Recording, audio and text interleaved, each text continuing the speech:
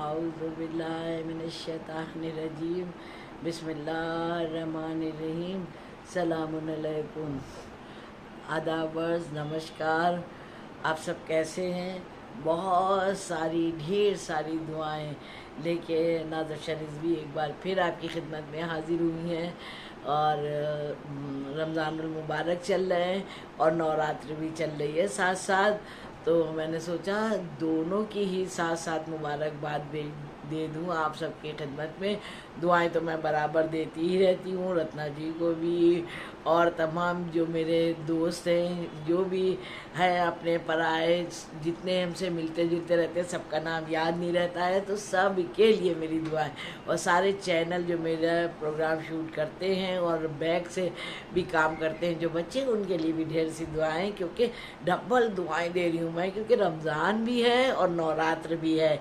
यहाँ मुझे एक बात कहना है, सभी लोग जानते हैं कि नवरात्रि क्या है, कितना पवित्र त्यौहार है, कितना मतलब कितनी खुशी के साथ मनाया जाता है, कितना पूजा पाठ हवन दान पुण्य कथा कीर्तन सब होता है ना। और नवरात्र में कन्या भी खिलाई जाती हैं।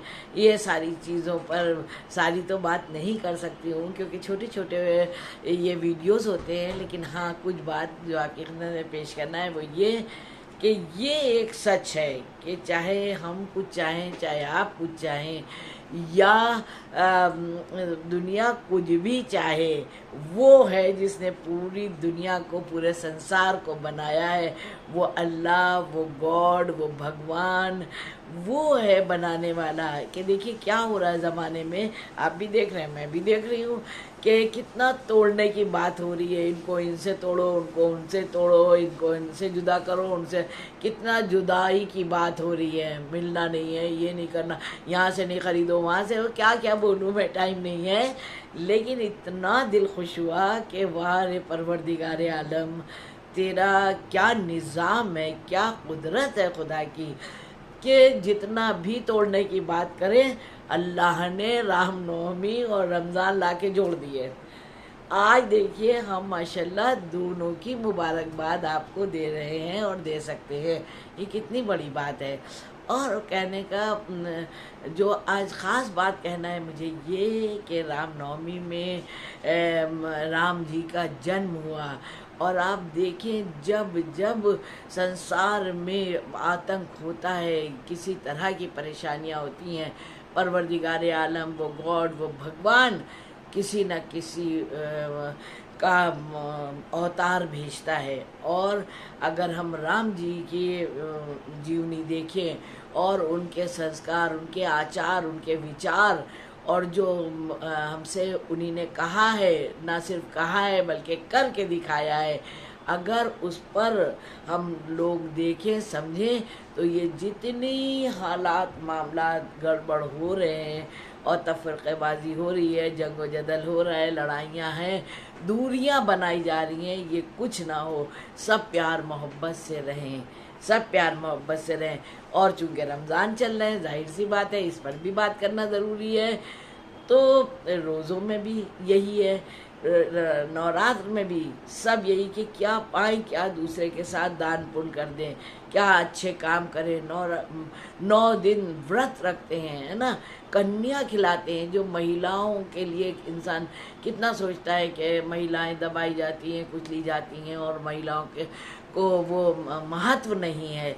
लेकिन आप देखिए कि धर्म क्या सिखा रहा है और मज़हब क्या सिखा रहा है, और सब गज़ब खुदा का कि सब फॉलो भी कर रहे हैं, है ना। और एक स्पीच में मैंने कहीं बोला था, नवरात्र में देखिए कन्या खिलाई जा रही, कितना आदर सम्मान के साथ, कितने सत्कार के साथ उनको पूजन होता है ना, खिलाते पिलाते कि खुश रखें, कन्याओं को खुश रखें। और फिर जब वही कन्याएं बड़ी हो जाती हैं तो कहने की बात नहीं है, सभी देख रहे हैं कि वही जलाई भी जा रही हैं, उनके बदहालियाँ भी हो रही हैं, गुमराहियाँ भी हो रही हैं। रमज़ान में आप देखिए कि रोज़ा भूख और प्यास का नाम नहीं है खाली, बल्कि उसके एहसास का नाम है। ऊपर वाले ने, जिसने संसार को बनाया है, वो चाहता है कि सब मेल मोहब्बत से रहें, अगर किसी को ज़्यादा ऊपर वाले ने दिया है, उसकी जिम्मेदारी बनती कि जिसके पास कम है उसको भी दे। यानी कि रोज़े में जब भूखा रहेगा, जब प्यासा रहेगा, तो गरीब की भूख का भी उसको एहसास रहेगा, प्यास का एहसास रहेगा। हर वक्त हमारा पेट भरा रहेगा तो हम कैसे समझेंगे कि कोई गरीब भी है, कोई भूखा भी है। तो अल्लाह ने ये निज़ाम, ये सिस्टम बना दिया ताकि आप रोज़ा रखिए और पहचानिए कि गरीब क्या है, गुर्बत क्या है। और ख़ाली गुर्बत नहीं, बल्कि वो रिश्तेदारियों को भी मजबूत करने का कुरान ऐलान कर रहा है। सब अइम्मत ताहिरीन अलैहिस्सलाम सब कि अपने रिश्तेदारियों को मजबूत करो, इखलाक को मजबूत करो। तो यही राम जी की अगर लाइफ देखिए तो उसमें भी संस्कार कि किस तरह से उन्हीं ने मतलब 14 वर्ष का वनवास ले लिया, है ना, लेकिन जंग नहीं की, ज़बान दराजी नहीं की, बड़ों से बदतमीज़ी नहीं की। मतलब अगर सीखने पर आए तो पूरा जीवन हमारा सार्थक हो जाए। इसीलिए मर्यादा पुरुषोत्तम कहलाते हैं। और इधर रमज़ान में रोज़ा रख के भूख और प्यास का एहसास हुआ। फिर इसमें है आप अपने खाने से पहले दूसरों के रोज़ा खुलवाने का इंतज़ाम करिए। इसीलिए बड़ा बड़ा सा भर के और मस्जिदों में भेज रहे हैं, सड़कों पर भी पूरे लंगर लगा रहे हैं, दे रहे हैं, रोज़े खुलवा रहे हैं। और मतलब हम आप सब मिल के करते हैं ना ये सब काम। तो जिसमें मानवता है, जिसमें इंसानियत है, वो नवरात्र का भी मकसद समझेगा और वो रमज़ान का भी मकसद समझेगा। और जब ये दोनों समझ लिए ना, तो फिर उसको अपना मकसद हयात भी समझ में आएगा कि उस भगवान ने, उस गॉड ने, उस अल्लाह ने हमको पैदा किया है इंसान बना के, तो हम कम से कम इंसान तो रहें, जानवर नहीं बन जाएं। तो इनकी बड़ी हस्तियों से हमको सीख लेना चाहिए। लिबास जो हम लोग खाली जो रमज़ान में बांटे जाते हैं, खाना, कपड़ा और पैसा, खुम्स, ज़कात, खैरात रमज़ान में बांटा जाता है, खाली यहीं पर नहीं कहा गया है, आप सिखाया गया है। ये प्रैक्टिस का 1 महीना दिया गया है।